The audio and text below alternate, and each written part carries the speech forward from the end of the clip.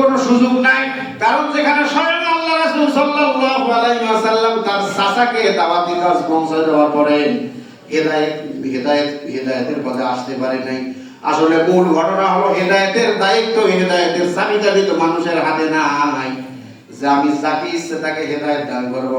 আল্লাহ রাব্বুল আলামিন বলেন লাস্তা আলাইহিম বিমুসাইতির, তখন আমি তোমাকে দারোগা করে দুনিয়াতে পাঠাই নাই। যে যে ব্যক্তি তোমার কথা শুনবে না, তোমার পথে আসবে না, তাকে লাঠি চার্জ করে তুমি লাঠি দিয়ে মেরে মেরে তোমার পথে নিয়ে আসবে না। আমি তোমাকে দারোগা করে দুনিয়াতে পাঠাই নাই। আমি তোমাকে উপদেশক হিসাবে দুনিয়াতে পাঠালাম। তুমি তোমার আমার পরত্বর কথাগুলো মানুষের কাছে বলে দিয়ে দাও। আমি যাকে হেদায়েত দান করবো সে তোমার পথে চলে আসবে, তোমার পথে চলে আসবে। যে কথা বলছিলাম, আল্লাহ রাসূল সাল্লাল্লাহু আলাইহি ওয়াসাল্লামের চাচা আবু তালিব রাসূলকে মন প্রাণ দিয়ে ভালোবাসতেন, কিন্তু এরপর রাসূল সাল্লাল্লাহু আলাইহি ওয়াসাল্লামের চাচা যাবে জাহান্নামে। কেন জাহান্নামে যাবে এই কারণ শোনার দরকার আছে না নাই? শুনতে চান?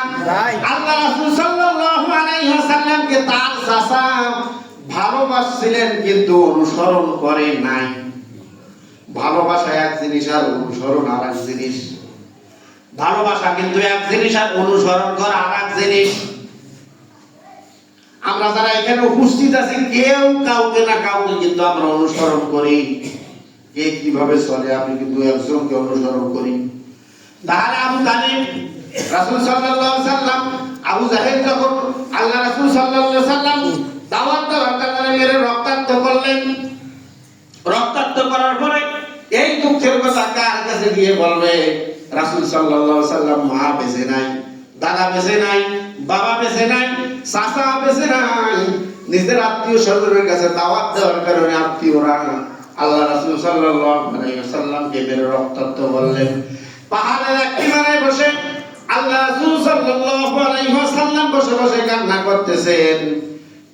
প্রতি মুহূর্তে আবু তালিবের বাসার মধ্যে যে একজন রান্না বাবুর্চি থাকে মহিলা, এই মহিলা দেখলেন আল্লাহ রাসূল সাল্লাল্লাহু আলাইহি ওয়াসাল্লাম পাহাড়ের এক কিনারে বসে কোনায় বসে কান্না করতেছেন কাছের এসে। আবু তালিব যখন শিকার থেকে চলে আসলেন বাসায় এসে বললেন আমার ভাতিজা মুহাম্মদ কই? আবু তালিবের বাসা বাবুর্চি মহিলা তখন বললেন আপনার ভাতিজাকে আমি দেখলাম পাহাড়ের এক কিনারায় গাছের নিচে বসে একা বসে কান্না করতেছে। বললেন যে কেন কান্না করতেছে, কিসের জন্য, কিসের দুঃখ? আমি বেঁচে থাকা অবস্থায় আমার ভাতিজার কোনো দুঃখ আমি হইতে দেব না। কিসের কারণে ভাতিজা আমার কান্না করতেছে? এই মহিলা তখন বললেন আপনার ভাতিজা আবু জাহেলের দরজায় গেছিলেন ইসলামের দাওয়াত দেওয়ার জন্য, কোরআনের দাওয়াত দেওয়ার জন্য। আবু জাহেল সহ্য করতে না পারে ভাতিজাকে মেরে রক্তাক্ত করলেন। ভাতিজা পাহাড়ের নিচে বসে কান্না করতেছেন। সঙ্গে সঙ্গে আবু তালিব চলে গেলেন তার ভাতিজার কাছে।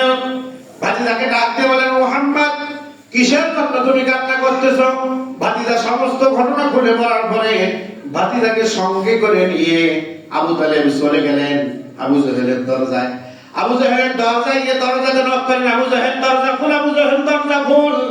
দরজা খোলার পর আবু জাহেল যখন দরজা খুলে দিল, আবু তালিব তখন বলল কিসের অপরাধে তুমি আমার ভাতিজাকে রক্তাক্ত করলা?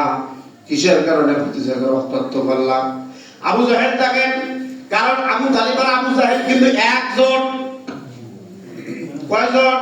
একজন জোট। তাহলে আবু তালিবকে আবু জাহেল তখন বললেন ওগো ভাই ভিতরে আসো আগে আলাপ করি, তারপর আমি খুলে বলতেছি। আবু তালিব তখন বললেন যে না না না, কিসের কারণে আমার ভাতিজাকে তুমি রক্তাক্ত করলা? এই রক্তের প্রতিশোধ দেওয়ার জন্য আমি তার চাচা এসেছি। এই কথার পরে ঘুরে আবার আবু তালিব আবু জাহেলকে তীর নিক্ষেপ করলেন। নিক্ষেপ করার পরে আবার রক্তাক্ত যখন আবু জাহেল হয়ে গেল, আবু তালিব তার ভাতিজা মুহাম্মদ সাল্লাল্লাহু আলাইহি ওয়াসাল্লামকে নিয়ে এসে বললেন ও ভাতিজা এখন কিন্তু তোমার খুশি হয়েছে? ভাতিজা যখন বললেন ওগো চাচা কারো রক্তের বদলে রক্ত নিলে আমি আমার মন খুশি করতে পারবো না। অতএব আমি খুশি হব যখন আমি আমার দাওয়াত নিয়ে আমার মিশন নিয়ে আমার দাওয়াত যখন গ্রহণ করবা যখন গ্রহণ করবা তখনই আমি আল্লাহ রাসূল আপনার উপর খুশি হয়ে যাব।